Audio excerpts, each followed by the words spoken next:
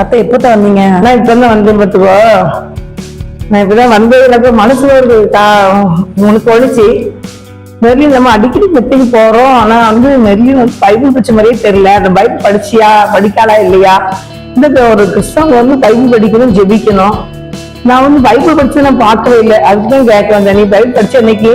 படிக்கலத்தான். நேற்று படிச்சியா? நேற்றும் படிக்கல. முந்தா நாள் முந்தானாலும் படிக்கல. ஏன் பைபிள் படிக்கல? பிள்ளைங்களுக்கு பாடம் சொல்லி கொடுத்துட்டு அப்படியே டைம் போயிடுச்சு. வேலையும் ரொம்ப இருந்துச்சோ. ஆனா நான் பைபிள் என்ன சொல்லியிருக்கேன்னா, சங்கீதம் 1 என்ன சொல்லியிருக்கேன்னா, அவருடைய வேதத்துல இரவும் தியானமா இருக்கிற மனுஷன் பாக்கியமா, நான் செய்யறதுலாம் அவனுக்கு வாக்கியம்னு அந்த சொல்லியிருக்காரு. நம்ம அதை என்ன செய்யணும்? கடைப்பிடிக்கணும். வந்து காலையிலையும் சாயங்காலமும் நைட்லயும் பைபிள் நேரம் கிடைக்கும் போது, எப்பவும் வேண்டாம், நேரம் கிடைக்கும் போது காலையிலையும் நைட்லயும் நீங்க கொஞ்சம் நம்ம 1 அதிகாரமோ 2 அதிகாரம் 3 அதிகாரம் படிச்சுட்டு நம்ம ஜோம் பண்ணிட்டு படுத்துன்னு வச்சுக்கோங்களேன். அதுல தேவன் கண்டிப்பா ஒரு பெரிய ஆசீர்வாதத்தை வச்சிருக்கிறாரு. அவங்க வேதத்தை நேசிக்கிறவங்களுக்கு மிகுந்த சமாதானம் இருக்குன்னு பைபிள் போட்டிருக்கு. அதனால நல்ல உண்மையில இருந்து நல்ல பைபிள் படி என்னமா கண்டிப்பா நம்மளை கண்டிப்பா ஆசீர்வதிப்பாரு. என்ன கண்டிப்பா.